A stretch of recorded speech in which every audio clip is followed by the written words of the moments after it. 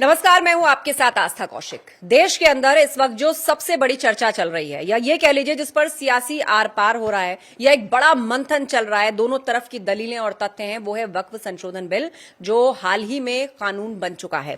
उसे लेकर विपक्षी पार्टियां लगातार सरकार पर हमलावर हैं। मामला सुप्रीम कोर्ट तक जा पहुंचा है और उस पर विस्तार से चर्चा के लिए हमारे साथ इस वक्त कांग्रेस सांसद इमरान मसूद जी हैं। बहुत बहुत स्वागत है इमरान जी आपका। जी शुक्रिया। तो इमरान जी, जैसे मैंने जिक्र किया कि खास तौर पर हम वक्फ पर आज बात करेंगे क्योंकि राइजिंग भारत समिट चल रहा है, सबसे बड़ा समिट है ये, और प्रधानमंत्री मोदी इसमें आया और उन्होंने पहली बार वक्फ पर बात की है और उन्होंने कहा मंच से कि ये सामाजिक न्याय की दिशा में एक कदम है वक्फ संशोधन बिल। आज तक किसी ने इस पर चर्चा नहीं की या बात नहीं की, पिछड़ों को पिछड़ा ही रहने दिया गया। प्रधानमंत्री जी की बातें बहुत अच्छी होती हैं। जब प्रधानमंत्री जी ने कहा था कि मुझे देश के मुसलमान के एक हाथ में कुरान और एक हाथ में कंप्यूटर देखना चाहता हूं, तो हमारे दिल को छू गई थी और हमें लगा था कि देश के प्रधानमंत्री ने इस तरह की बात की है तो इस दिशा में कुछ ना कुछ करेंगे।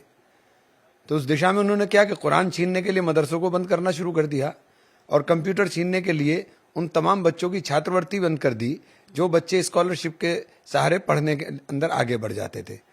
अलीगढ़ मुस्लिम यूनिवर्सिटी के सारे फंड्स के अंदर इसलिए कटौती करना शुरू कर दिया, सेंट्रल यूनिवर्सिटी थी, कटौती करना शुरू कर दिया कि उसके नाम के पीछे मुस्लिम लिखा हुआ है। एक इतना अच्छा इंस्टीट्यूशन जो पूरी दुनिया के अंदर अपना नाम करता हुआ आपने उसको भी खत्म करा। तो बातें तो प्रधानमंत्री जी के मुंह से बहुत अच्छी होती हैं, लेकिन ये मेरे हाथ में वक्फ बिल है पूरा का पूरा। इसमें एक शब्द बता दीजिए कहीं सामाजिक न्याय का हो रहा हो।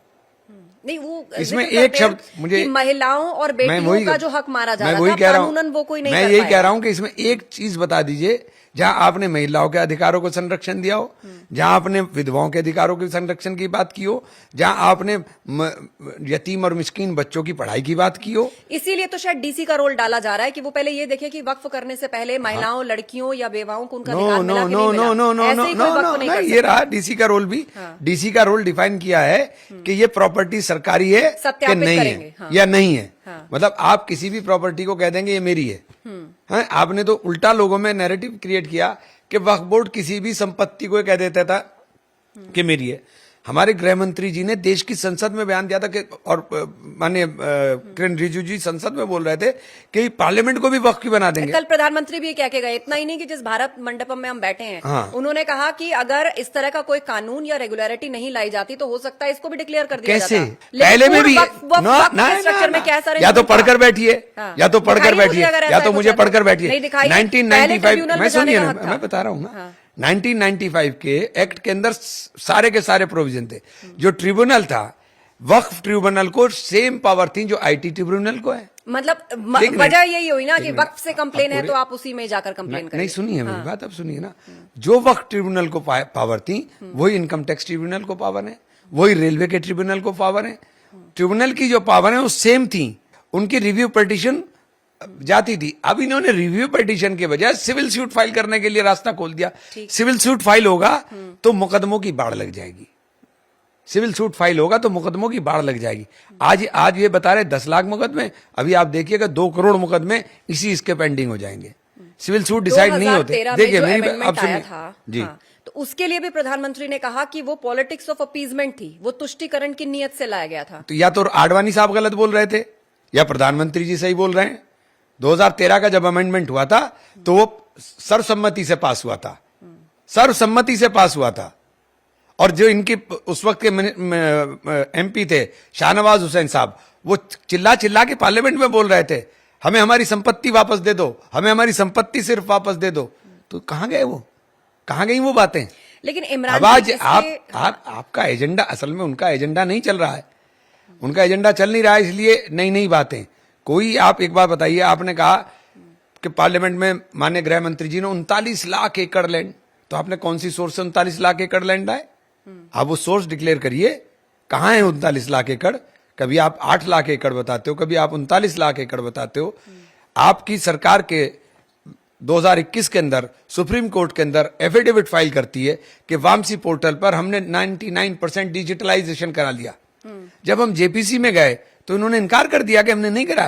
तो कौन सच बोल रहा है? आप ही की सरकार सच बोल रही है या आप ही की सरकार झूठ बोल रही है? में डिजिटलाइजेशन का भी जिक्र है, आपको नहीं लगता इससे बॉडी के अंदर ट्रांसपेरेंसी आएगी? मैंने कब मना करा? बट आपने कहा कि 99% हमने करा लिया है। सुप्रीम कोर्ट में कहा, मुझे नहीं कहा है, सुप्रीम कोर्ट में वो तो जेपीसी में हमारे सामने डॉक्यूमेंट आ गया। आप खुद कह रहे हो कि हमने 99.7 करा लिया, और उसके बाद खुद ही कह रहे हो, आप खुद ही कह रहे हो कि नहीं हुआ। और अगर नहीं हुआ, करा लिया तो इसकी जरूरत नहीं थी, और अगर नहीं हुआ तो जो काम आप 10 साल में नहीं कर सके, आप 10 साल में आप ही की सरकार है, आप 10 साल में नहीं कर सके, उस काम को आप कह रहे हैं कि 6 महीने में आपको रजिस्ट्रेशन कराना पड़ेगा। 6 महीने में कैसे होगा रजिस्ट्रेशन? एक सेकंड, पूरी बात होनी दीजिए। देखिए, पूरी बात रेगुलराइज नहीं होगी। ये जमीन हड़पो योजना है। कौन हड़पेगा जमीन? जमीन हड़पो योजना है भाई। अभी बोलने दीजिए ना मुझे। आपने कहा कि रजिस्ट्रेशन कराओ, रजिस्ट्रेशन के अंदर 6 महीने का टाइम आपने रखा। अगर रजिस्ट्रेशन नहीं होगा तो वो संपत्ति सरकारी हो जाएगी। तो रजिस्ट्रेशन कौन कर रहा है? सरकार। आपने रजिस्ट्रेशन को 6 महीने लटका दिया, या मान लीजिए वो ही नहीं आया जिसकी संपत्ति जो वक्त वाला, तो आप कोर्ट में चैलेंज कर सकते हैं। हाँ। मैं तभी तो कह रहा हूं, तो रास्ता आपने कोर्ट का खोल दिया कि मुसलमान पूरे देश का धक्के खाता रहे कोर्ट के अंदर, ना पढ़ाई का रहे ना लिखाई का रहे, अपनी वक्त की जो जायदादें हैं उनको बचाने के लिए कोर्ट के धक्के खाता रहे। यही आपने कर दिया, इसके अलावा कुछ नहीं किया। इमरान जी, बहुत सारे मुस्लिम समाज से मौलाना ऐसे हैं जो उसका समर्थन कर रहे हैं। इन तनख्वाहियों की बात नहीं करना चाहता हूं मैं। पिछड़ों को देखिए, इन तनख्वाहियों की बात नहीं करना चाहता हूं मैं। ये सब तनख्वाहियां हैं, ये सब तनख्वाहियां हैं। जितने ये इतना मसला, महिलाएं हैं, चाहे ये सब तनख्वाहियां, उनके लिए अलग बोर्ड की बात है, उसका क्यों विरोध? नहीं, मैं किसी उनका विरोध नहीं कर रहा हूं, मैं किसी कम्युनिटी का विरोध, मैं इन तनख्वाहियों को कह रहा हूं, मैं इन तनख्वाहियों का विरोध कर रहा हूं जो तनख्वाहियां हैं। इन्हें क्योंकि इनको तो ढोल बजाना है, तनख्वाह मिल रही है तो ढोल बजा रहे हैं, पढ़ा तो कुछ है नहीं। मैं आपको फैक्ट के साथ बता रहा हूं, उत्तर प्रदेश के अंदर 78% लैंड को सरकारी भूमि घोषित कर दिया, जिसमें 400 साल पुरानी दरगाह है, इमामबाड़ा है, कब्रिस्तान है, ईदगाह है, और आपने उसे कर दिया कि ये सरकारी संपत्ति है। जब तक वो ये डेजिग्नेटेड ऑफिसर डिसाइड करेगा तब तक उसकी मालिक सरकार हो गई, और वो डिसाइड कब करेगा इसकी कोई समय सीमा नहीं। उसके बाद आप जाइए ट्रिब्यूनल के अंदर। लेकिन क्या ऐसी जगहों पर धार्मिक गतिविधियों को रोका गया है? आज नहीं रोके हैं तो कल रोक देंगे ना। तो ये तो स्पेकुलेशन। अरे स्पेकुलेशन के, जब आप मालिक हो आप कभी भी ताला लगा दो। जब आपको अधिकार दे दिया, मुझे इस घर का अधिकार दे दिया, तो मैं इस घर के अंदर जब चाहे ताला लगा लूं। लेकिन वक्फ अमेंडमेंट किसी तरह से धर्म का पालन करने से तो नहीं रोकते ना? सब रोक दिया। कैसी बात कर रहे हैं? कैसी बात कर रही हैं आप? आर्टिकल 25 का क्लियर कट वायलेशन है। आप कह रहे हो कि ट्राइबल्स के, कौन ट्राइबल की बात कर रहा था? ट्राइबल्स का नाम आपने इसलिए लिया कि मुस्लिम ट्राइबल्स लक्षद्वीप में रहते हैं। आपने उनको उनके जो धार्मिक कृत्य उसको करने से रोक दिया कि आप वक्फ नहीं कर सकेंगे। हमारा एमपी भी मुस्लिम ट्राइबल ही है, वो वक्फ नहीं कर सकता है। वक्फ हमारा धार्मिक फरीजा है, वक्फ हमारा एक धार्मिक कृत्य है। आपने उसे करने से रोक दिया कि आप नहीं कर सकते हैं। क्यों नहीं कर सकते हैं? आपकी जमीन उनकी जमीनों पर नजर है। अगर उन्होंने वक्फ कर दी जमीनें तो आप उसके अंदर फंस जाएंगे। आपकी नजर तो वहां पर है पूरा। और ये अकेले हम पर नजर नहीं है। हमने तो ये बात पहले उस दिन भी कही थी कि ये सिर्फ मुसलमान का झगड़ा थोड़ी है, ये मुसलमान के लिए। अभी देख लीजिए नंबर, अब कैथोलिक का आ गया है। अभी ऑर्गेनाइजर के अंदर मेरे पास है, ऑर्गेनाइजर के अंदर पूरा आर्टिकल छपा था कि 17.5, हमारे पे तो 39 लाख एकड़ ही बताई, उनके पास बताइए 17.5 करोड़ एकड़ लैंड। तो सबकी आप अभी इनके ऊपर आ गया। उसके बाद आर्य समाज आ जाएंगे, आर्य समाज की बहुत सारी संस्थाएं। उसके बाद लास्ट नंबर जो है इनका मंदिरों का आना है। बड़े बड़े मंदिरों को इनको रेगुलाइज करना है। तो आप कम से कम इनको एक्सेप्ट कर रहे हैं, तो ये तो नहीं कह सकते ना कि केवल मुसलमानों के मसाइलों में। देखिए आप उन्हें उनको सबका नंबर आएगा तो देश की जवाबदेही पूरी तो सुनिए, पूरी भी सुन लीजिए ना। तो आप मंदिरों की जायदाद ले लेंगे, आप मस्जिदों की जायदाद ले लेंगे, आप गुरुद्वारे की प्रॉपर्टी ले लेंगे। आप क्या कर रहे हो? आप इतना टैक्स ले रहे हो, आप इतना टैक्स ले रहे हो, आप सरकार चला रहे हो, आप धार्मिक कृत्यों से आने वाले पैसों को लोगों को जो अपने समाज के लिए लगाना चाहते हैं उन्हें लगाने नहीं। स्ट्रक्चर में महिलाएं हों उससे क्या दिक्कत है? महिलाएं पहले सांसद अगर अभी तो गैर इस्लामिक है, क्या दिक्कत है? अच्छा मुझे आप एक बात बताओ, आप पाकी और नापाकी में फर्क बताओ। अब ये तो अपनी अपनी डेफिनेशन है ना, ये तो बड़ा सब्जेक्ट नहीं, बड़ा सब्जेक्ट नहीं है, इस्लामिक नजरिए से पूछ रहा हूं मैं। आप बड़ा सब्जेक्ट की क्या बात कर रही है? आप बताओ पाकी ना पाकी में क्या फर्क है? आप नहीं बता पाओगी। वजह यह है कि आपको उसके लिए मुसलमान होना पड़ेगा कि आपको बारीकी समझ में आए। आप मुझसे कुछ हिंदू रिचुअल्स के सुपरफिशियली पूछोगी, मैं बता दूंगा, लेकिन आप कोई गहराई की बात अगर मुझसे पूछोगी तो मैं नहीं बता पाऊंगा, मैं नहीं बता पाऊंगा। हर आदमी को अपने मजहब की जो गहराई है वो समझता है, वो दूसरा नहीं समझ सकता। वक्फ हमारा एक धार्मिक कृत्य है। जी, जो बहुत ज्यादा समझता है हेर फेर भी कर सकता है, वो ना हो उसके लिए कोई ट्रांसपेरेंसी चाहिए। तो ट्रांसपेरेंसी स्ट्रक्चर को आपके हिसाब से कैसा उस एक्ट में ट्रांसपेरेंसी थी। 95 का एक्ट है, उसमें पूरी ट्रांसपेरेंसी थी। आप एक बात बताइए, किसी भी ट्रस्ट के अंदर, चाहे वो दिगंबर ट्रस्ट हो, चाहे वो काशी विश्वनाथ हो, चाहे वो अयोध्या हो, सब में एक शर्त लगी हुई है कि वहां कोई दूसरे मजहब का नहीं होगा।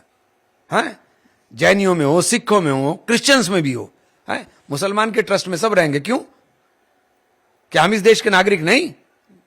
तो यानी क्या कुल ये मिलाकर एक मिनट आप वक्फ पर आर पार के मूड में है। हाँ बिल्कुल। क्या हम इस देश के सुप्रीम नागरिक कोर्ट नहीं? में क्या दलीलें देंगे? नहीं, तो आप मुझे संसद से बताइए, पास क्या हो हम इस गया? देश के नागरिक नहीं? बिल्कुल है, आप इस देश के आप मुझे बताइए, जब आप मैं लाइव डिबेट में पूछूंगा, 2 सवाल पूछ लूंगा, नहीं जवाब दे सकता कोई दूसरा आदमी, उसके लिए मुसलमान होना ही जरूरी। इसी तरह वक्त को समझने के लिए, वक्त को जानने के लिए मुसलमान अब होना। मुझे जाते जाते जवाब दीजिए, सुप्रीम कोर्ट में जो याचिकाएं गई हैं, वहां आपको क्या उम्मीद है? वहां आप किस तरह लड़ेंगे? तो संसद से पास हो गया, कानून देखिए, बन गया सुप्रीम देश के कोर्ट अंदर। कस्टोडियन है संविधान का। ये जो संविधान है ना हमारा, ये हमें संरक्षण देता है। ये हमारे लिए एक किताब नहीं है, हमारे लिए ग्रंथ है। यूपी में तो बाबा हिसाब भी साहब मांग लिया गया है कि जरा बताइए कहाँ किसके पास जमीन है, बाबा, उनसे अभी declaration तो बहुत वगैरह। झगड़ा होना है। ये झगड़ा खड़ा करने का ये तो तरीका है। 2027 में बड़ा मुद्दा अरे रहेगा ये तो आपके लिए। ये खड़ा इसीलिए किया जा रहा है, इस संविधान को रौंदा जा रहा है। इसके आर्टिकल 25 और आर्टिकल 26 के ऊपर बुलडोज कर दिया है। तो ये संविधान का कस्टोडियन सुप्रीम कोर्ट है, तो इस संज्ञान सुप्रीम कोर्ट के सामने लेके जाएंगे, ठीक है। तो और कहां जाएंगे? ठीक है, चलिए, बहुत बहुत धन्यवाद इमरान मसूद जी, आपने दिल खोलकर सभी सवालों के जवाब दिए और मुद्दे पर बहुत ही बेबाकी से अपनी राय रखी। बहुत धन्यवाद आपका।